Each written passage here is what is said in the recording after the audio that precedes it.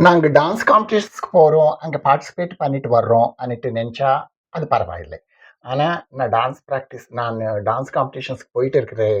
நான் ஒரு வார் போலே, ஒரு சண்டை போலே அது பண்ணிட்டு, அது எப்படியாவது நான் ஜெயிச்சுட்டு தான் வரணும். அந்த ஒரு யோசனை இருக்கிறவங்களுக்கு அது ரொம்ப ம் அவங்க தோத்துட்டாக்கா ரொம்ப டிசப்பாயிண்ட் ஆயிடுவாங்க. இத பத்தி ஒரு ஒரு வாட்டி நானும் நெனைக்கிறேன். அரே!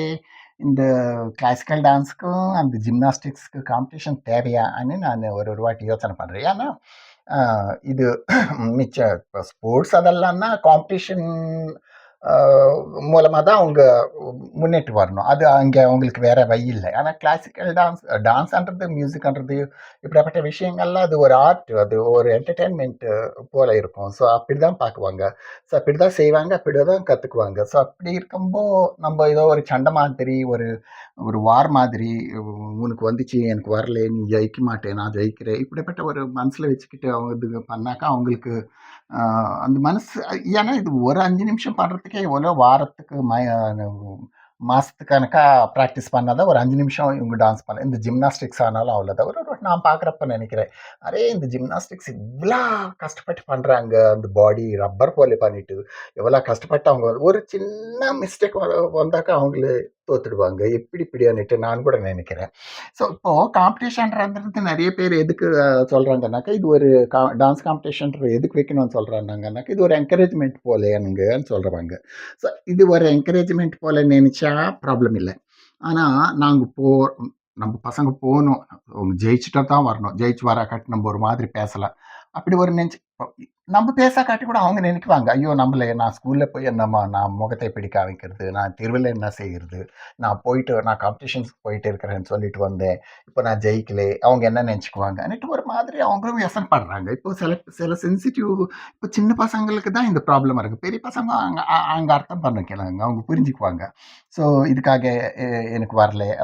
வந்தாலும் வராக்காட்டியும் நான் பார்ட்டிசிபேட் பண்ணிருந்தா போதும்ன்னுட்டு ஒரு மாதிரி அவங்க அவங்க ஒரு செல்ஃப் கான்ஃபிடன்ஸ் இருந்தாலும் ஒரு ஒரு வாட்டி தோத்துட்டாலும் அவங்க தே டோன்ட் ஃபீல் மச்.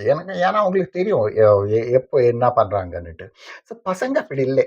அவங்களுக்கு என்னன்னா ஒரு ப்ரெஸ்டேஜ் போல நினைக்குவாங்க. அவங்களுக்கு தெரியறது இல்லை. அவங்க என்ன நினைக்கிறாங்க, காம்படிஷனா நாங்கள் போகணுமா, நாங்கள் ஜெயிக்கணுமா, இப்படி தான் அவங்க மனசில் இருக்கும் தவிர ஒரு அது நம்ம போயிட்டு பார்ட்டிசிபேட் பண்ணலாம், வந்துச்சு வராக்காட்டி போச்சுன்னு அப்படி அவங்க நினைக்கிறது இல்லை. அப்படி பேரண்ட்ஸ் கூட அப்படி என்ன சொன்னாலும் ஒரு வாட்டி அவங்க அவ்வளோ சென்சிட்டிவாக இருப்பாங்க. ஸோ எனக்கே இப்போ நீங்க போமாட்டீங்களா பின்ன ஜட்ஜானாக்கா நான் நெறைய போவேன். ஆனாலும் நான் முன்னாவே சொல்லிடுவேன். ஒரு இன்வால்வ்மென்ட் இருக்கக்கூடாது ஆர்கனைசேஷன்ஸ்க்கு. இந்த மார்க்ஸ் போடுற விஷயத்துல. அப்படியானாக்கா பரவாயில்லனாக்கா அப்படிதான் அவங்க ஒத்துக்குவாங்க. மிச்ச பேர் எல்லாம் ஐயோ! எல்லாம் இங்க உங்க இஷ்டம் தாங்க. நீங்க என்ன பண்ணுவீங்களோ அப்படிதான் இருப்பாங்க அவங்க கூட. என்ன இங்க தொடர்ந்து பேசுறது அதெல்லாம் எதுவுமே சொல்ல மாட்டாங்க.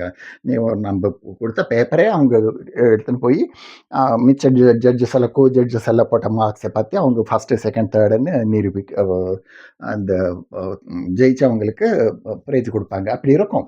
ஆனாலும் கூட ஒரு ஒரு வாட்டி அப்படி இருந்தாலும் நானே ஒரு ஒரு வாட்டி எனக்கு பல விதமான அனுபவங்க வந்திருக்கா. எப்படின்னாக்கா இப்போ இதுலயே வாய்ப்புன்றது என்ன இல்லைங்க. இப்போ அவங்களுக்கு நம்ம கூட என்கரேஜ் பண்ணலான்னு தானே போகிறோம்.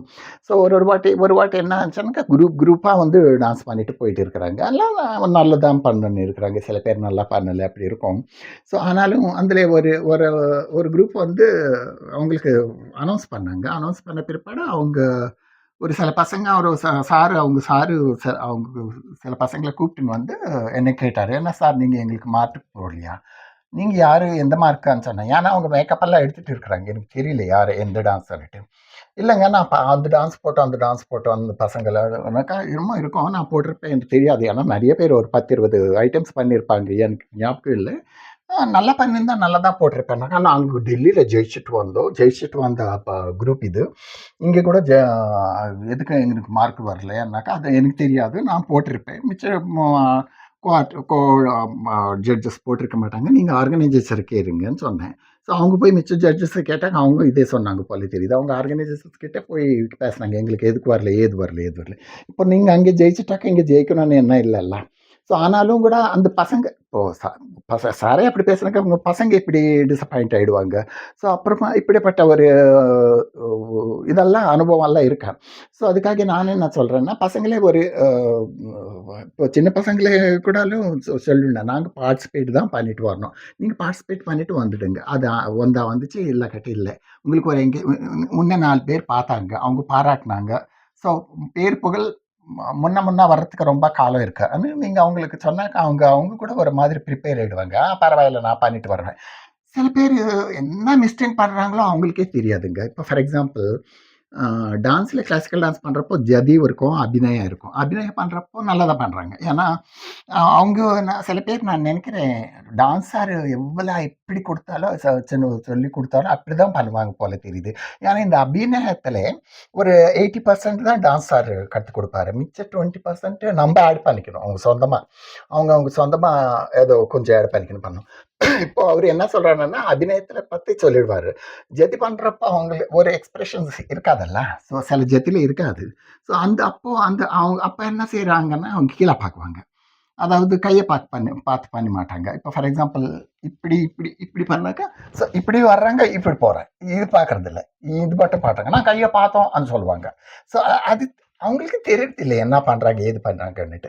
ஸோ இப்படிப்பட்ட விஷயத்துல சில பேருக்கு நான் கூட நினைக்கிறேன், அடடடே! இவங்கள என்ன சந்தோஷமா வந்தாங்களா? அதாவது யாராவது அடிச்சு தள்ளிட்டாங்களா இந்த ஸ்டேஜ் மேலக்கான்னு நினைக்கிறேன். ஏன்னா அவங்கள ஒரு எக்ஸ்பிரஷனும் கிடையாது. ஒரு அபிநயம் பண்றப்ப நல்லா தான் பண்றாங்க. ஜதி பண்றப்போ ஒரு ஒரு சின்ன ஸ்மைல் ஃபேஸ் கூட இருக்காது.